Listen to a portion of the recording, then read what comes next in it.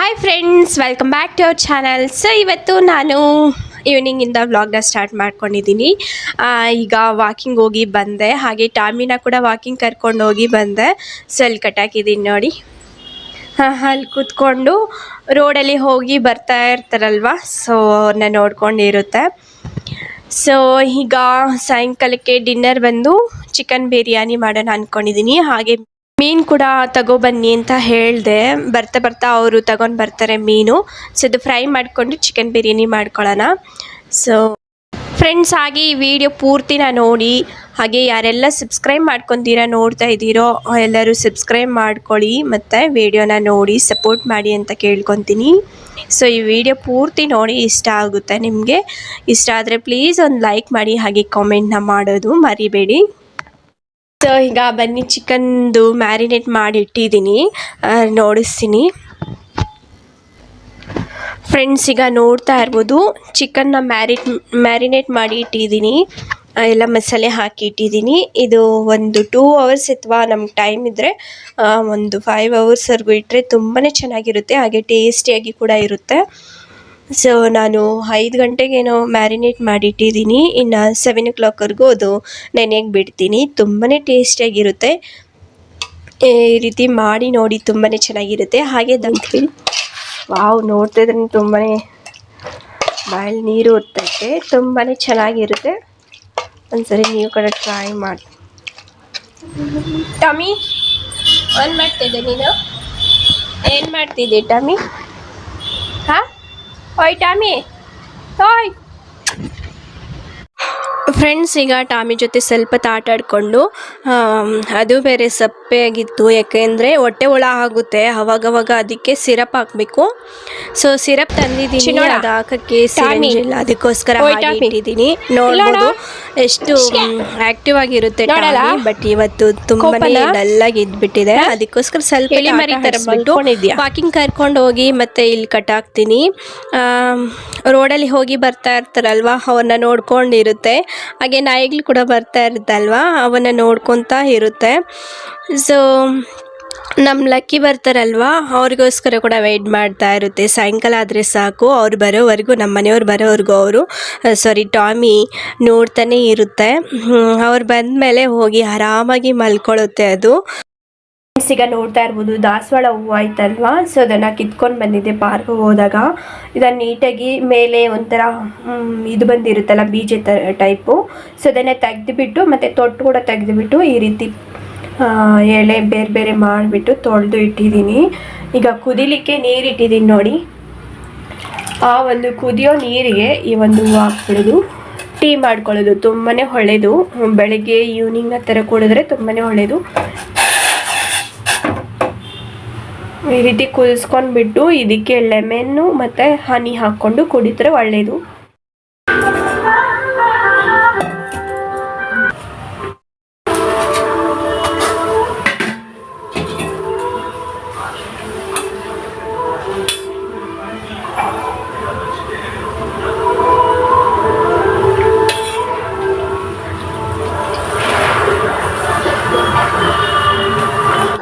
ಈಗ ಪಾರ್ಕಿಂದ ದಾಸವಾಳ, ವೈಟ್ ದಾಸವಾಳ ಅಥವಾ ರೆಡ್ ಕಲರ್ ಇರುತ್ತಲ್ವ, ಅದನ್ನು ಕೂಡ ಈ ರೀತಿ ಟೀ ಮಾಡಿಕೊಂಡು ಕುಡಿಬೋದು, ತುಂಬಾ ಒಳ್ಳೆಯದು.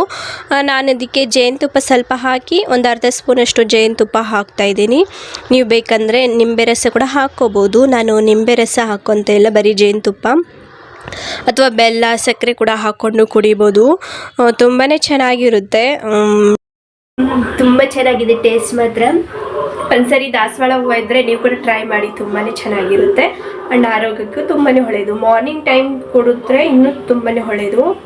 ಮಾರ್ನಿಂಗ್ ಟೈಮ್ ಈ ರೀತಿ ಮಾಡ್ಕೊಂಡು ಕುಡಿಯೋದ್ರಿಂದ ವೆಯ್ಟ್ ಲಾಸ್ಗೂ ಒಳ್ಳೆಯದು. ಹಾಗೆ ಬಿಳಿ ಮುಟ್ಟು ಅಂತಾರಲ್ವ, ಅದು ಬಂದ್ರೂ ಸೊ ಇದು ಹೆಲ್ಪ್ ಆಗುತ್ತೆ ಅಂತ.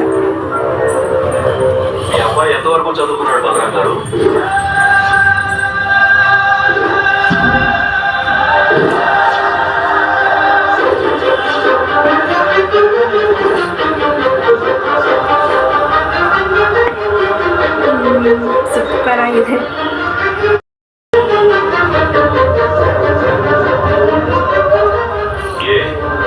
చెప్పలేదా అంటే అది ಟಿ ವಿ ನೋಡ್ಕೊತ ಒಂದು ಟೀ ಕುಡಿದ್ಬಿಟ್ಟು ಈಗ ನೈಟ್ ಡಿನ್ನರ್ಗೆ ಬಂದು ನಮ್ಮ ಮನೆಯವ್ರಿಗೆ ಸ್ಪೆಷಲ್ ಬಿರಿಯಾನಿ ಮಾಡ್ತಾಯಿದ್ದೀನಿ. ಸೊ ಅವ್ರಿಗೋಸ್ಕರ ಅಂಥೇಳಿ ತುಂಬಾ ಚೆನ್ನಾಗಿರುತ್ತೆ ಒಂದು ಬಿರಿಯಾನಿ. ನೀವು ಕೂಡ ಟ್ರೈ ಮಾಡಿ. ಈಗ ಒಂದು ಕುಕ್ಕರ್ ಇಟ್ಬಿಟ್ಟು ಅದಕ್ಕೆ ಒಂದು 2 ಟೇಬಲ್ ಸ್ಪೂನ್ ಅಂದರೆ ಒಂದು 3 ಟೇಬಲ್ ಸ್ಪೂನಷ್ಟು ಎಣ್ಣೆ ಹಾಕ್ಕೊಂಡಿದ್ದೀನಿ.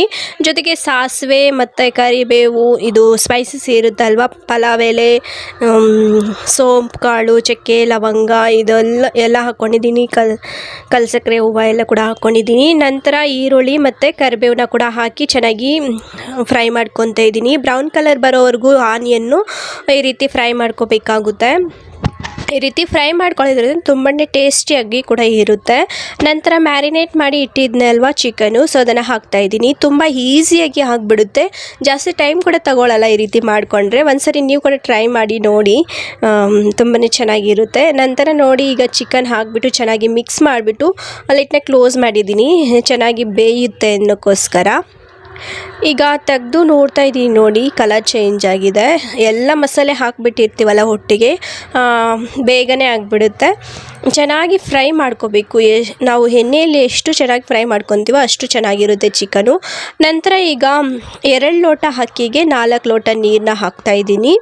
ನೋಡ್ತಾ ಇರ್ಬೋದು ನೀವು, ನೀರು ಹಾಕಿಬಿಟ್ಟು ಚೆನ್ನಾಗಿ ಕುದಿಲಿಕ್ಕೆ ಬಿಟ್ಟಿದ್ದೀನಿ. ಈಗ 2 ಲೋಟ ಅಕ್ಕಿನ ಚೆನ್ನಾಗಿ ತೊಳ್ಕೊಂಡ್ಬಿಟ್ಟು ಹಾಕ್ತಾ ಇರೋದು. ಇದು ಸೋನಾ ಮಸೂರಿ ಅಕ್ಕಿ ಅಂತಾರಲ್ವ ಅದು. ಸೊ ಅದನ್ನು ತೊಳೆದ್ಬಿಟ್ಟು ಹಾಕಿ ಒಂದ್ಸರಿ ಚೆನ್ನಾಗಿ ಈ ರೀತಿ ಮಿಕ್ಸ್ ಮಾಡ್ತಾಯಿದ್ದೀನಿ.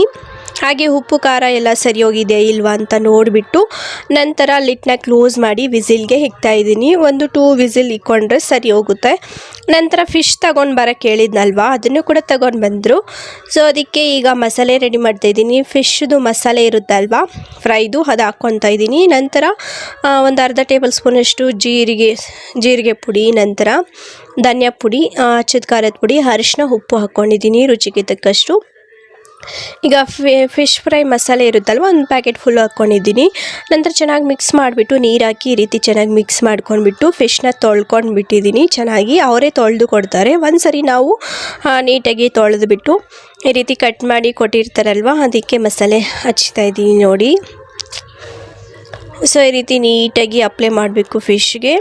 ಇದು ಯಾವ ಫಿಶು ನನಗೂ ಗೊತ್ತಿಲ್ಲ, ಹೆಸರು ಕೇಳಿಲ್ಲ, ಮರ್ತೋಗ್ಬಿಟ್ಟಿದ್ದೆ. ಸೊ ಮೇ ಬಿ ಬಾಂಗ್ಡೆ ಇರ್ಬೋದೇನೋ. ತುಂಬಾ ಚೆನ್ನಾಗಿರುತ್ತೆ ಈ ರೀತಿ ಮಾಡ್ಕೊಂಡು ತಿನ್ನೋದ್ರಿಂದ. ಸೊ ಎಲ್ಲದಕ್ಕೂ ಅಪ್ಲೈ ಮಾಡಿಬಿಟ್ಟು 1 ಅವರ್ ಅಥವಾ ಟೈಮ್ ಇದ್ದರೆ 2 ಅವರ್ಸ್ ನೆನೆಸ್ಬಿಟ್ಟು ಇಟ್ಕೊಳ್ಬೋದು. ನಾನೊಂದು ಅರ್ಧ ಗಂಟೆ ಅಷ್ಟೇ ನೆನೆಸಿಟ್ಟಿದ್ದೆ.